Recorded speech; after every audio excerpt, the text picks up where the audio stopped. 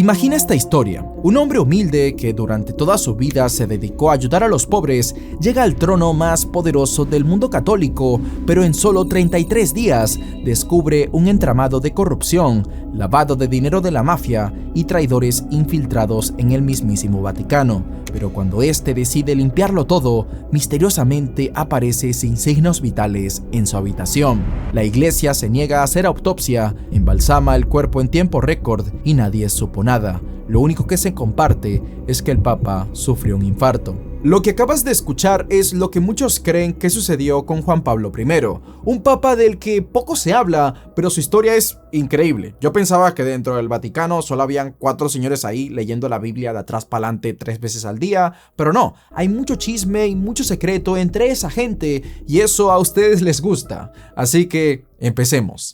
Albino Luciani nació en 1912 en un pequeño pueblo al norte de Venecia, Italia. A pesar de tener un padre ateo, Luciani desde muy pequeño quiso predicar la palabra, por lo que siguió el camino de la Iglesia Católica, llegando a ser sacerdote a los 23 años. No obstante, pasarían otros 23 años más para que llegara a ser obispo, aunque claro, alcanzar este grado a los 46 años es ligeramente antes de lo habitual. Y sería durante este tiempo que Luciani se ganó el cariño de la gente común, pues en vez de moverse con los poderosos en limusina, recorría los pueblos en bicicleta, visitaba hospitales sin previo aviso y siempre tenía tiempo para escuchar a cualquiera que tuviera problemas. No era el típico clérigo distante que se cree una celebridad solo porque 3 señoras lo adoran, sino que era un verdadero pastor que conocía el olor de sus ovejas. El primer choque de Luciani con el sistema corrupto del Vaticano ocurrió en 1971,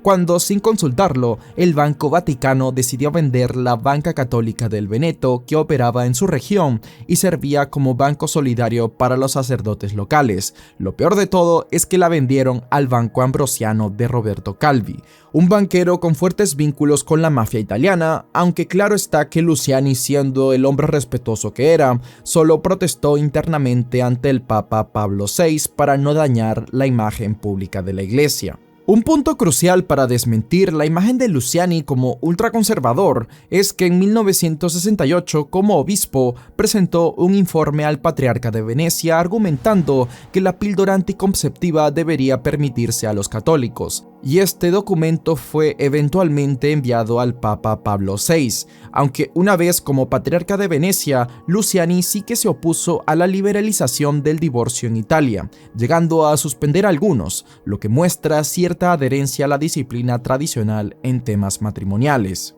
Finalmente, el 25 de agosto de 1978, tras la muerte de Pablo VI, o Pablo VI como le quieran decir, los cardenales eligieron a Albino Luciani como el nuevo papa. Este tomó el nombre de Juan Pablo I en honor a sus 2 antecesores, y contrario a lo que muchos esperaban, él no estaba para nada feliz con su elección. Hasta se negó a ser coronado con la tiara papal y rechazó ser transportado en la silla gestatoria. A él no le gustaban los lujos y le gustaba ser tratado como uno más. Por eso fue elegido, pero lo que no sabían los cardenales que lo eligieron era que estaban poniendo a un hombre honesto y transparente en medio de un nido de víboras que estaba pudriendo a la iglesia por dentro. Para entender este caso hay que comprender el contexto de la época, pues los años 70 en Italia fueron una pesadilla. Atentados con coches bomba, asesinatos a políticos, secuestros, tráfico de sustancias y en medio de todo, la Santa Sede funcionaba como la lavandería perfecta para el dinero sucio. ¿Y por qué era perfecto el Vaticano para lavar dinero? Bueno, porque este estaba dentro de un estado soberano, no pagaba impuestos a Italia hasta 1968 y nadie podía auditarlo. Era básicamente una lavadora donde el dinero entraba sucio y salía limpio como recién bautizado. Y claro que para hacer esto se necesita a personas de alto rango en el Vaticano encompinchadas con el crimen organizado. Así que viendo todo esto, quiero compartir la imagen de que sí, había gente mala en el Vaticano, pero también había gente con ganas de hacer el bien, como en todos lados, porque sé que hablar de estos temas es delicado y van a venir los conspiranoicos diciendo mentira, todos los sacerdotes son malos y le meten mano a los niños, y también van a venir por otro lado los fanáticos religiosos a decirme, ¿cómo puedes decir que hay gente corrupta en la iglesia? ¿No ves que todos ellos están por vocación? Sí, claro.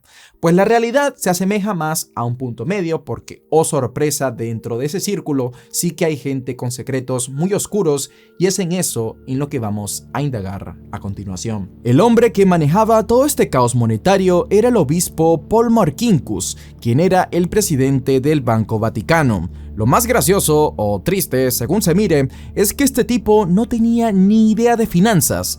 Él mismo admitió que su única experiencia bancaria había sido recoger limosnas los domingos. Imagínense poner a cargo miles de millones de dólares a alguien cuyo currículum financiero era tal cual sacudir una canasta en la misa, pero lo que le faltaba en conocimientos bancarios le sobraba en astucia y contactos. Primero, el tipo medía 1,93 y era súper corpulento, por eso le llamaban el gorila. Había sido guardaespaldas y traductor del Papa Pablo VI en sus viajes y gracias a esta cercanía logró el puesto de director del Banco Vaticano en 1971 sin tener ninguna formación financiera. Detrás de Marcinkus estaba un personaje aún más oscuro, Michele Sidona, un banquero siciliano que lavaba dinero para la familia Gambino de Palermo y Nueva York. Este tipo, gracias al dinero de la heroína, logró adquirir numerosas empresas y propiedades que elevaron aún más su patrimonio, y ahora sus manos estaban metidas en casi todos los negocios del Vaticano.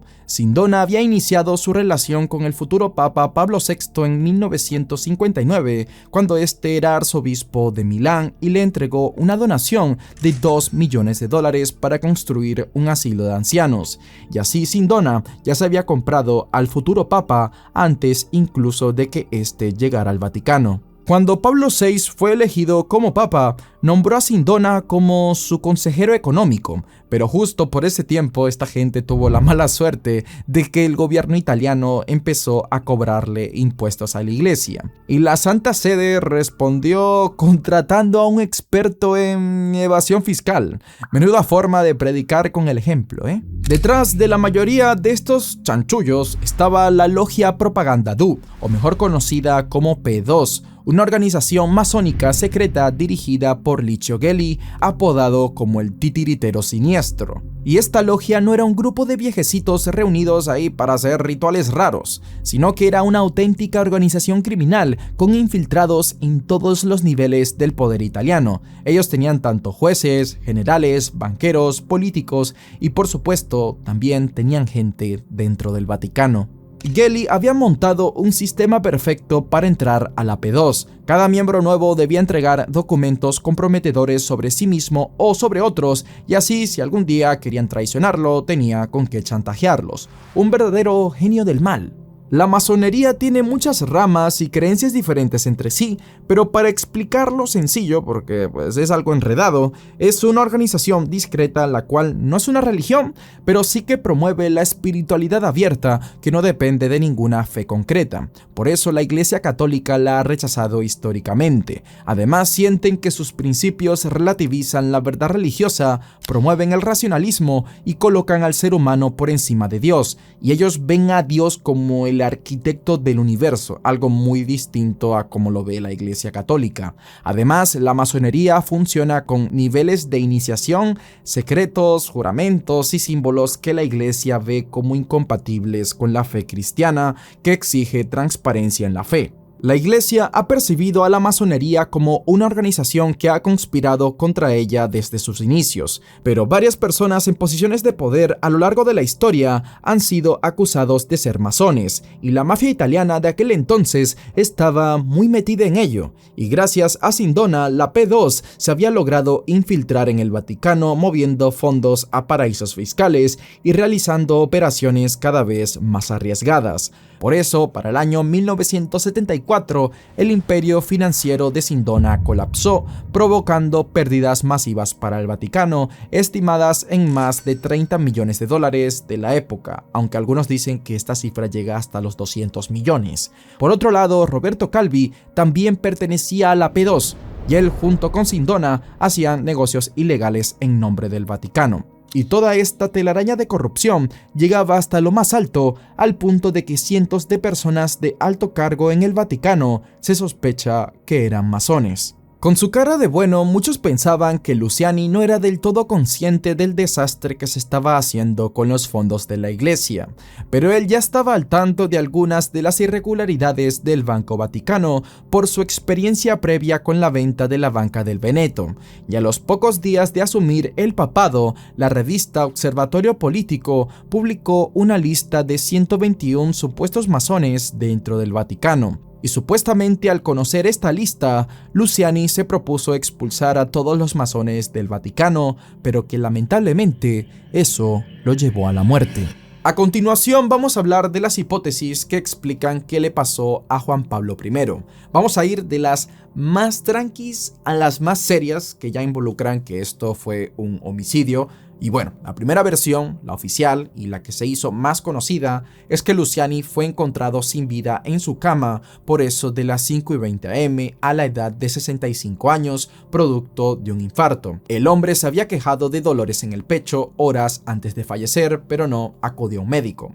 Según esta versión, fue encontrado por la hermana Vicenza Taffarel, quien lo fue a buscar porque este no había tomado su café matutino. El Papa aún llevaba sus gafas puestas, sus uñas estaban como oscuras y tenía una hoja en su mano. Se dice que tenía una leve sonrisa en el rostro. Renato Bussonetti, uno de los embalsamadores, aseguró que los dolores del Papa eran compatibles con los de un infarto. Por otro lado, a muchos, al parecer, el que le haya fallado el motor a Luciani justo ese día no fue una coincidencia, y más si te pones a ver las muchas inconsistencias en la historia. Primero, el Vaticano inicialmente afirmó que fue el padre John Magee quien descubrió el cuerpo. Luego cambiaron la historia diciendo que fue la hermana Vicenza. Después dijeron que el Papa estaba leyendo la Imitación de Cristo cuando murió, pero posteriormente se supo que tenía documentos de trabajo en sus manos. Y estos documentos se cree que era la lista de los masones infiltrados en el Vaticano. Y extrañamente, y esto está confirmado, el cardenal Villot, quien fue la primera persona de alto rango en la escena, ordenó inmediatamente que el cuerpo fuera embalsamado, violando la ley italiana que requería un periodo de espera de 24 horas. Y no solo eso, sino que también confiscó medicamentos del dormitorio del Papa, sus lentes, las notas que tenía en la mano y luego impuso un voto de silencio a todos los presentes. Nadie debía hablar hasta que él lo autorizara. La primera llamada de Villot no fue a un médico, sino a los embalsamadores, la familia Signorachi, alrededor de las 5:30 de la mañana. Solo después contactó con varios cardenales y finalmente llamó a un doctor, quien tras un examen superficial del cuerpo estimó que había fallecido por un paro cardíaco a las 11 de la noche. Que conste, todo esto a ojo, pues nunca se le realizó una autopsia como tal a Juan Pablo I. Y esto le hizo ruido a mucha gente, más cuando el boletín oficial del Vaticano ya anunciaba tajantemente que el Papa había muerto a causa de un infarto. El sacerdote Charles Moore, en su libro Asesinato en el grado 33, afirma que el Papa había tenido una confrontación con el cardenal Baggio la noche antes de su muerte. Según Moore, el Papa le había dicho a Baggio que sería transferido a Venecia, pero Baggio se negó rotundamente y abandonó la reunión furioso, al punto de que llegaron a los gritos y hasta se azotaron puertas, y que ese agite fue lo que provocó el infarto en el Papa. Pero algunos llegan hasta el punto de acusar a Baggio de envenenar a Luciani, pues cuando un periodista le preguntó sobre la muerte del Papa, el hombre simplemente respondió ¡qué golpe!, sin mencionar nada del roce que tuvo con él y que posiblemente fue el último en verlo con vida, sin hablar de que también se le acusa de ser masón. Pero bueno, esto es lo complicado de hablar de este caso porque pocas cosas están confirmadas debido al alto secretismo del Vaticano que hace que esto se convierta en un amigo del amigo me dijo que bla bla bla. Otra cosa que muchos apuntan como extraño en la muerte de Luciani es que por orden expresa del Vaticano no se extrajo ni una gota de sangre de su cuerpo, algo que es estándar en cualquier embalsamiento normal. ¿Y por qué insistir en mantener la sangre y los órganos dentro del cuerpo? ¿Acaso eso va en contra de la Iglesia? Pues no, ya que la Constitución Apostólica de ese entonces no prohibía explícitamente la autopsia. Aún así, el Vaticano se negó rotundamente, alegando que la autopsia estaba prohibida por la ley eclesiástica, y así tan solo 14 horas después de su muerte, el cuerpo ya estaba embalsamado. Mientras tanto, el público y la prensa pedían a gritos que se realizara una autopsia para aclarar las circunstancias de la muerte del Papa. Otro punto importante es la ausencia de un certificado de defunción firmado por un médico, pues la muerte del Papa Juan Pablo I nunca fue documentada oficialmente. Es más, esta historia es muy poco conocida. Cuando le hablaba a gente sobre que estaba haciendo este video, la gente simplemente se refería a Juan Pablo II. Nadie sabía que existía un Juan Pablo I, y hasta la fecha ningún médico se ha arriesgado a certificar que la causa de muerte fue un paro cardíaco. En cuanto a la salud de Juan Pablo I, después de su muerte se difundieron muchas falsedades. Primero se dijo que estaba enfermo, que sufría de presión baja y que eso lo mató, que estaba deprimido o débil. Pero todos los testimonios de quienes lo conocían bien desmienten estas versiones. Su médico personal, Giuseppe Darros, lo había examinado una semana antes de su muerte y lo había encontrado en perfectas condiciones. Él no tenía problemas de diabetes o de colesterol, solo tenía un poco la tensión baja y se le hinchaban un poco los tobillos. Dato curioso, Darros, a pesar de ser el médico personal de Luciani, fue ignorado completamente por los médicos del Vaticano y los supuestos profesionales a cargo de la autopsia parcial, de la cual nunca se publicaron los resultados. Y otra cosa es que el hermano y la familia de Luciani asegura que este había escrito un testamento y que el Vaticano lo ocultó. Ahora, sabiendo que realmente el Vaticano estuvo metido en muchos negocios turbios, una de las hipótesis que más fuerza agarra es que el Papa, alarmado con la revelación de masones en el Vaticano, comenzó a investigar por su cuenta. Y así, con la ayuda de algunos cardenales de confianza, Juan Pablo I fue armando su propia lista de masones y corruptos a destituir.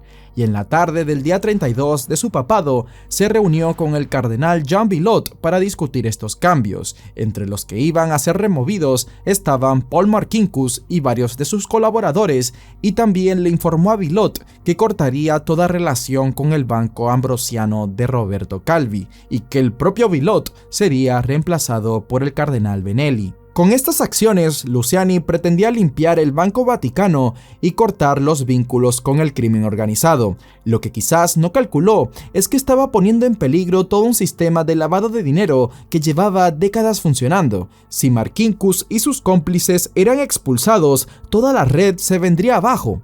Es por eso que no es descabellado pensar que algún afectado de esta purga viera como opción envenenar al Papa. Si es que realmente fue así, los expertos apuntan a un veneno como el cianuro, que podría haber sido mezclado con su medicamento habitual, el Efortril.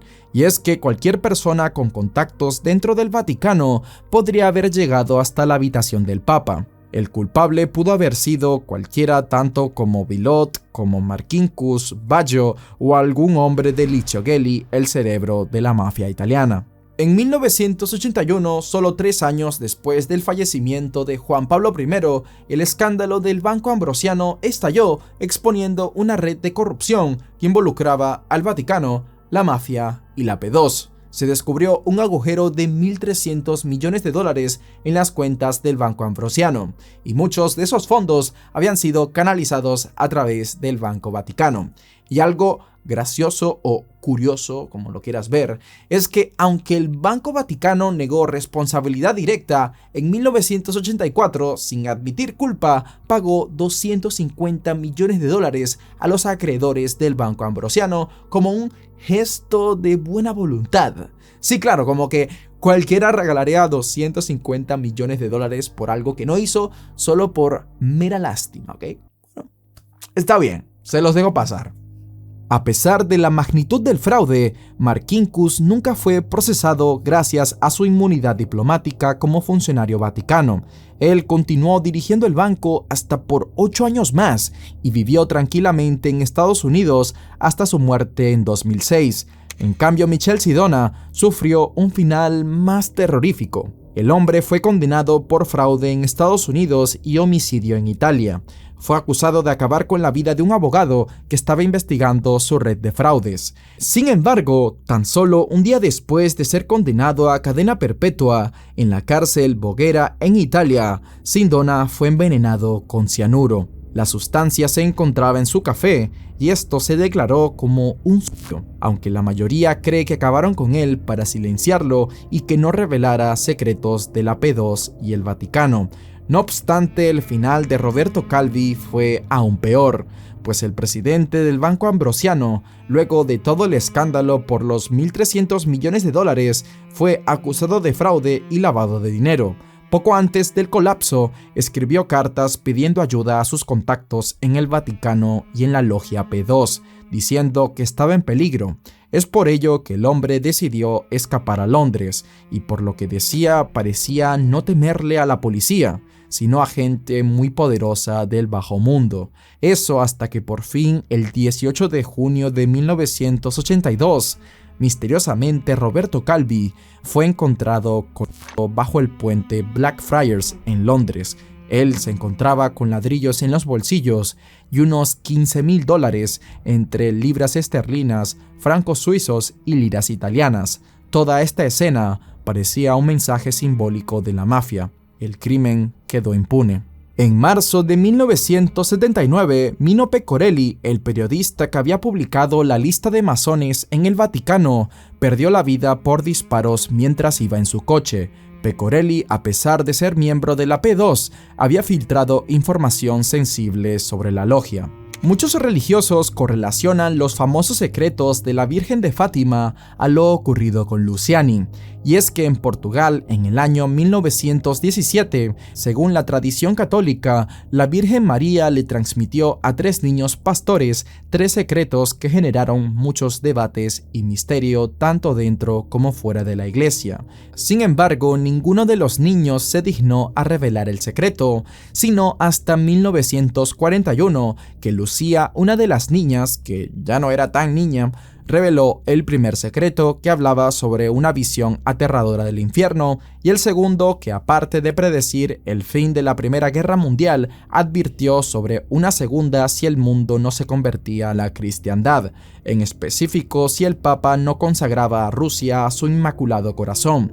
Y el último secreto, Lucía lo escribió en 1947, pero fue guardado en un sobre que tenía la orden de no abrirse hasta 1960. No obstante, para añadirle más misterio, este último secreto fue leído por varios papas como Pablo VI, Juan XIII e incluso por el mismo Benedicto XVI, y los 3 decidieron no revelarlo. Por lo menos este último dijo que el secreto hablaba sobre grandes peligros para la vida del cristiano y por tanto del mundo, por lo que este no podía ser revelado así como así, creando aún más misterio sobre ese texto, hasta que por fin, luego del atentado que sufrió Juan Pablo II en 1981, este lo leyó, pero no fue hasta el año 2000 que lo reveló. En este se hablaba sobre un obispo vestido de blanco que muchos interpretan como el Papa, subido en una montaña con mucha destrucción alrededor, pero al llegar a la cima, el Papa es asesinado por un grupo de soldados, al igual que los religiosos que lo acompañaban. Esto, al igual que los otros secretos, es un resumen de los mismos. La interpretación de esto es clara, y era que un papa iba a ser asesinado, pero el Vaticano ahora trataba de relacionar esto con el atentado contra Juan Pablo II. Esto a pesar de que muchos dicen que el secreto en realidad se refería a lo que sufrió Albino Luciani. También vale la pena mencionar que la película El Padrino 3 está basada en gran parte en esta historia. El empresario Charles Bluhdorn, dueño de Paramount Pictures, era amigo de Sidona, llegando a participar en varios negocios con el Vaticano. El Padrino 3 se hizo por petición expresa de Charles y está dedicada a él en los créditos. En la película, un papa que busca limpiar la corrupción en el Vaticano es asesinado con veneno en su medicamento, una coincidencia demasiado curiosa para ser casual. En el año 2019, Anthony Raimondi, quien dice ser sobrino del mafioso Lucky Luciano, afirmó en sus memorias que él mismo había participado en el asesinato de Juan Pablo I por orden de Marquinhos. Según él, el papa fue envenenado con cianuro para evitar que destapara el fraude de $1.000 millones que posteriormente fue revelado años después. Y si no sabes quién es el famoso Lucky Luciano, aquí te dejo un documental que explica lo terriblemente poderoso que fue este hombre que tuvo a toda la mafia en sus manos.